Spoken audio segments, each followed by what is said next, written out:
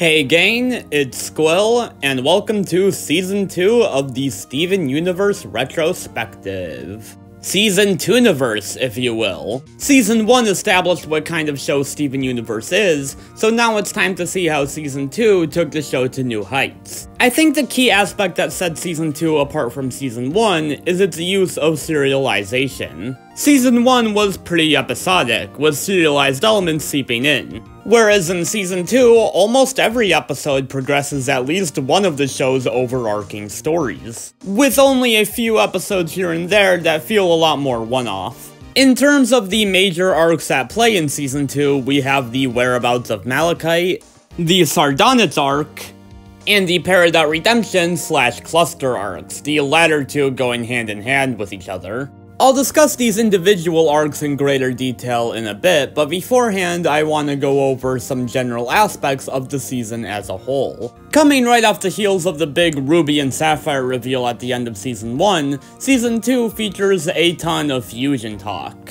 This obviously comes in the form of the aforementioned Sardonyx arc, but this also comes into play in the Cluster arc, with the forced gem fusion seen in both Keeping It Together and Nightmare Hospital. In addition, we see Greg try to fuse with Rose in We Need to Talk, we see Garnet fuse for the first time in The Answer, and we see Garnet attempt to fuse with Peridot in Log Date 7152. Fusion is easily one of the coolest concepts in all of Steven Universe, so it's great to see the show explore it some more. And what I like most about the way Fusion is handled this season is that we get a whole bunch of differing characters' perspectives on it. We see how Garnet views Fusion as something sacred, how both Pearl and Amethyst see it as a way to make themselves feel stronger, how Greg views it as a way to potentially connect with Rose, and we see how Peridot is kinda disgusted by Fusion and views it as unnatural. But I like that the show never portrays any character as being right or wrong for feeling the way they do about Fusion. Instead, these differing viewpoints are used as a catalyst to explore one of the show's biggest themes, that being understanding each other. And speaking of Fusion, another aspect of Steven Universe that gets amped up in Season 2 is the character relationship drama. Almost every episode in Season 2 features characters being vulnerable with each other in some way. We get a far stronger sense of what makes these characters tick. Steven Universe is often made fun of for being a show about people crying and singing, but the show letting its characters be open and vulnerable with each other is one of the things I admire most about it. It's a show that's always sincere, never sugarcoating the characters' emotions. Before we move on to the major arcs in Season 2, I'd like to briefly discuss two back-to-back episodes, those being Nightmare Hospital and Sadie's Song. While neither of these episodes are strongly linked to any of the ongoing arcs in Season 2, outside of Nightmare Hospital containing some gem experiments, they are thematically tied to each other by both featuring a character dealing with their overbearing mother, with Connie dealing with her mom in Nightmare Hospital, and Sadie dealing with hers in Sadie's Song. But what I like most about these two episodes back to back is that they show the opposite ends of the overly controlling parent spectrum, with Connie's mom being way too strict and planning out every aspect of her day, and Sadie's mom being supportive of what she wants, but also jumping the gun on things and living vicariously through her. In addition, these two stories also serve as foreshadowing when it comes to Steven's own complicated feelings towards Rose. Feelings that will become much more prominent as the show goes on. Now let's get into the arcs of Season 2, starting with Malachite since that's the one with the least amount of screen time. There isn't really a ton to say about the Malachite arc in Season 2, just that the gems are on the lookout for her. This is mostly just brought up to set up Malachite's return at the start of Season 3. Before that point, the most amount of screen time this arc gets is in Chillited, in which Steven communicates with Lapis in his dream. But otherwise, this arc doesn't really get a ton of focus, which unfortunately the same can be said about Lapis throughout the rest of the series. Now onto the Sardonyx arc. This is a 5-episode storyline in which Pearl and Garnet have a falling out after Pearl tricks Garnet into fusing with her. I think what I like most about this arc is that each gem gets enough time dedicated to their perspective on it. We see Pearl dealing with the fact that she hurt someone she really cares about, how Garnet is so conflicted on it that she ends up splitting apart, how Amethyst just wants this whole thing to be over, and how Steven is put in the middle of it all. I quite like the focus put on Steven and Amethyst's reactions especially, as it shows how people outside of a conflict can still be emotionally impacted by it.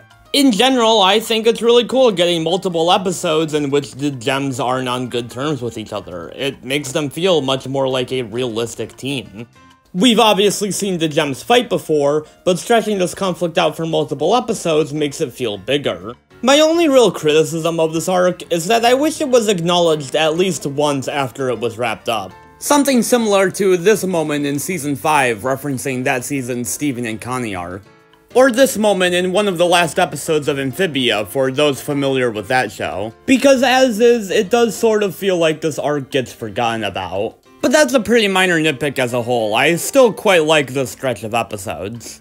Okay, now on to the big arc in Season 2, the Peridot/Cluster arc, a storyline spanning across the entire season, and even extending into Season 3. Despite being the main arc of the season, the storyline does sort of take a back seat for the first 17 episodes. They'll give Peridot a few smaller antagonistic roles, they'll have the fused gem shards show up a couple times, but for the most part, this arc isn't a major focus for this chunk of the season. It's from Catch and Release onwards where the season is fully dedicated to Peridot and the Cluster. And it makes for easily one of the best chunks of episodes in all of Steven Universe. We'll start this section off by discussing Peridot herself, who is easily one of my favorite characters in all of Steven Universe. She makes for a pretty fun antagonist early on in the season, but it's when she's taken in by the crystal gems that Peridot's character really shines. At her core, Peridot is really just a little autistic dork. But due to her loyalty to the diamond, she looks down upon the rebellious crystal gems. What makes her redemption arc work so well is that she gets an episode dedicated to her relationship with each of the gems, where by the end of the episode, she has a better understanding of them. By the end of the season, she feels like a natural member of the Crystal Gems, even if the rest of the show doesn't fully commit to treating her that way. Peridot goes through a lot of growth and development this season, but I like that through it, she never feels like she's becoming a different character entirely. She's still the same nerdy goofball she was before, just one who happens to be on the same side as Steven and the Gems. And just how natural her development is makes her standing up to Yellow Diamond feel all the more earned. As for the Cluster arc, most of this season is just spent building it up, with the gems moving to the barn to build a drill to dig to the cluster. Because of the way seasons 2 and 3 are split up, the Cluster arc isn't actually resolved until the start of Season 3. If it were up to me, I probably would have made Gem Drill the season finale. Log Date is a great episode, but it doesn't really have those season finale vibes. It's a bit of a thin yellow line situation. I quite like the barn itself as a location for this chunk of episodes. It's a fun setting that helps make this arc stand out compared to the rest of the series. It's just cool to have a location to mentally associate this chunk of episodes with. Overall, the Peridot/Cluster arc is one of my favorites in all of Steven Universe. It's a series of episodes I look forward to every time I rewatch the season. Now that we're done with the arcs in Season 2, let's discuss the Steve Man himself. Season 1 was a very Steven-centric season, with almost every episode focusing on his growth and development in some way. Whereas in Season 2, he'll begin to fall into his role for the rest of the series up until the movie and future. That being as the catalyst for the development of other characters, and the point of view character for the child audience. I don't really mean this in a negative way, I think Steven fills this role quite well. The naive optimist who just wants the best for everyone. I'm just saying this season doesn't really have much of an overall arc for Steven. Although one trend I did pick up on this season is that we are starting to get into the consequences of Steven going on all these magical adventures. In full disclosure, we see Steven distance himself from Connie out of fear that he might put her in danger. In Joyride, we see how much stress Steven is put under on a frequent basis. And Steven's birthday brings up the idea of Steven emotionally stagnating as a result of being the gem. Many of these ideas won't be fully developed until the future, but it's cool to see the show begin to plant the seeds for this stuff as far back as Season 2. Now let's talk about Pearl. Season 2 puts a lot of emphasis on Pearl's codependency issues. This is most prevalent in the Sardonyx arc, with how much Pearl relishes the power she shares with Garnet. But we also get a story centered around her loyalty towards Rose in the form of Sworn to the Sword, in which Pearl projects her own relationship with Rose onto Steven and Connie. We also see glimpses of her jealousy over Greg in episodes like We Need to Talk and Chillited. Overall, a lot of focus on Pearl's character flaws this season, but she's still just as sympathetic as she was in Season 1.